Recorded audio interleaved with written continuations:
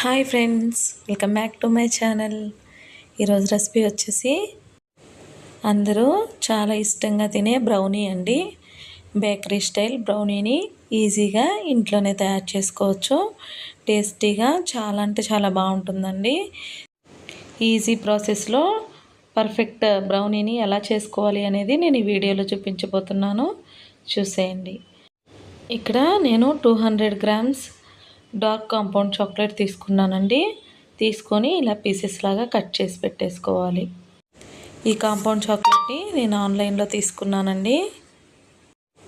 మీకు సూపర్ మార్కెట్స్లో కూడా ఈజీగా దొరుకుతుందండి.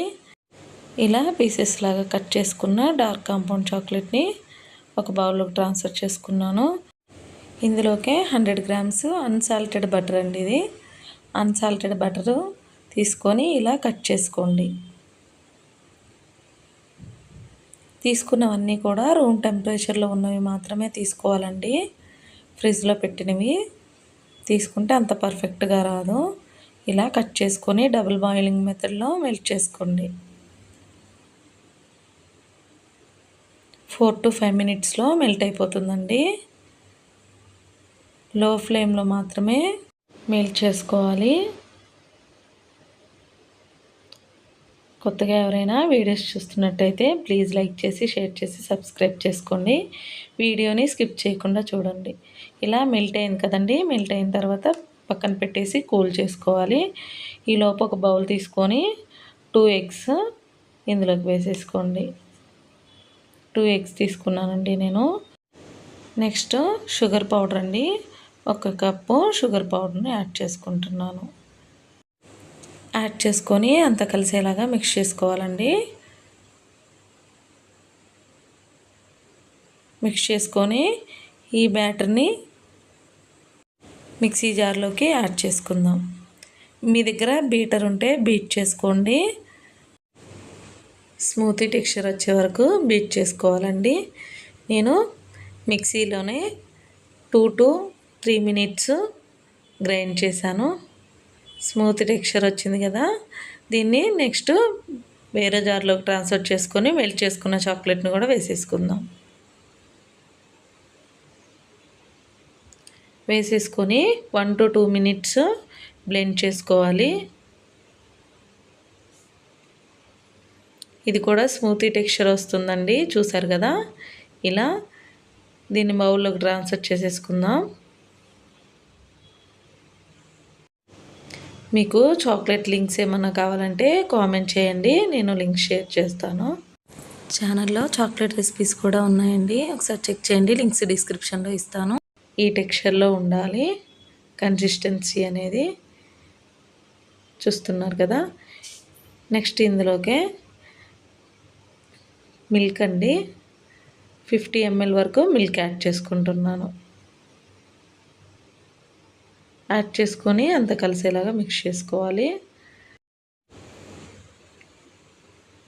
ఇలా అంత కలిసేలాగా మిక్స్ చేసుకున్న తర్వాత ఇందులోకి ఏ కప్పుతో అయితే షుగర్ పౌడర్ తీసుకున్నామో ఆ కప్పుతోనే మైదా వేసుకుంటున్నాను. నెక్స్ట్ ఇందులోకి 3 teaspoons కోకో పౌడర్ యాడ్ చేసుకోవాలండి. నెక్స్ట్ వచ్చేసి ఇందులోకి బేకింగ్ పౌడర్ అండి. 1 స్పూన్ బేకింగ్ పౌడర్ వేసుకోవాలి. 1/2 teaspoon బేకింగ్ సోడా యాడ్ చేసుకోండి. పించ్ ఆఫ్ సాల్ట్ కూడా యాడ్ చేసుకోవాలండి. సాల్ట్ అనేది ఆప్షనల్, నేనైతే యాడ్ చేయట్లేదు. యాడ్ చేసుకున్న తర్వాత జల్లించుకోవాలి. ఇలా జల్లించుకుంటే ఉండలేమీ లేకుండా పర్ఫెక్ట్గా వస్తుందండి ఫ్లోర్ అనేది. ఇలా మొత్తం జల్లించేసుకోవాలి. జల్లించుకున్న తర్వాత మొత్తం మిక్స్ చేసుకోవాలండి అంతా కలిసేలాగా. కట్ అండ్ ఫోల్డ్ మెథడ్లో మిక్స్ చేసుకోండి.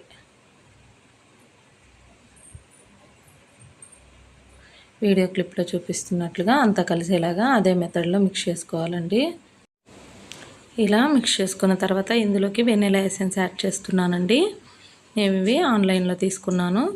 మీకు ఒకవేళ లింక్ కావాలి అంటే కామెంట్ చేయండి, షేర్ చేస్తాను. 1 స్పూను వెనిలా ఎసెన్స్ వేసుకొని మిక్స్ చేసుకోవాలి.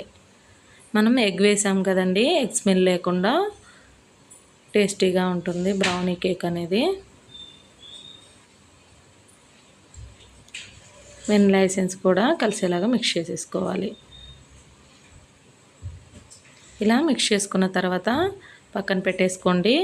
ఇక్కడ నేను మౌల్ తీసుకున్నానండి. ఈ మౌల్లోకి బటర్ పేపర్ వేసుకుంటున్నాను.